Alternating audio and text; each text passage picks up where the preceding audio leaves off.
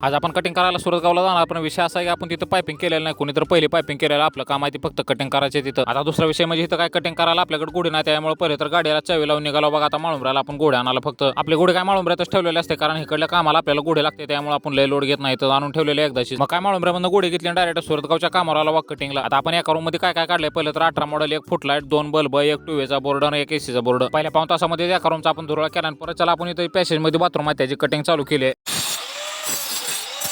बाथरूमची cutting piping final करून झाली. परत चला जिन्यामध्ये आलो. जिन्यामधली मी कटिंग करून झाली की अनिकेतचं काम आहे ते म्हणजे फक्त बोर्ड फोडून घ्यायची. माझं काम आहे ते अनिकेतनं बोर्ड फोडून घेतले, पायपिंग करून घ्यायची. जिन्यामधली कटिंग करून झाली. पॅसेज मधल्या लाईटीसाठी पण एक बोर्ड काढला आणि अजून एक बारीक रूम आहे त्यामध्ये काही एमसी बॉक्स टाकलेला आहे. दुपारच्या नाही म्हणलं तर 1:30 वाजले होते आणि 1:30 वाजेपर्यंत आपल्याला किचनला धरून आपल्या टोटल 3 रूम फायनल झाले होते बघा. किचन मधली पायपिंग करताना अनिकेतनं 3 वे डायरेक्ट उलटा लावून टाकला होता. काय करायला लागले त्याच्या तंत्रीत असते ती.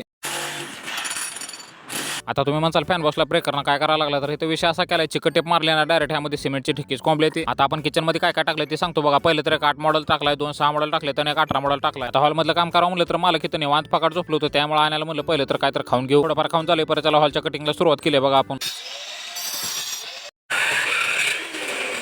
आता हॉलमध्ये पहिलं तर एक 12 मॉडेल टाकलाय ते म्हणजे टीव्हीला, आणि सेकंड म्हणजे सोफ्यावर एक 6 मॉडेल टाकलाय, आणि रेग्युलर मध्ये एक 18 मॉडेल, एक फुटलाईट टाकले, आणि पोर्च मध्ये एक बल्ब आणि एक बेलचं बटन पण टाकले. आणि अशा तऱ्हेने आपण पद्धतशीरपणे सगळं काम फायनल केलं आणि हातपाय तोंड धुवून निघाला बघा खाली. काम फायनल झालं की आणि काय गोडी घेऊन बाहेर आलता, पण माझं काम होतं ते म्हणजे पिशव्या बाहेर घेऊन यायचं. आता आपल्याला ही गोडी घेऊन डायरेक्ट माळुंब्र्याला मालकाच्या घरी ठेवून गावाकडे निघायचं. मग काय गोडी काय मालकाच्या घरी ठेवली, पण रान मसल्या चौकात आल्यावर भूक लागली, त्यामुळे तिथलं पॅटिस बॅग खाली येतं. आणि या तुळजापूरच्या रस्त्याचं काम चालू आहे ते बघून लय भारी वाटायला लागले.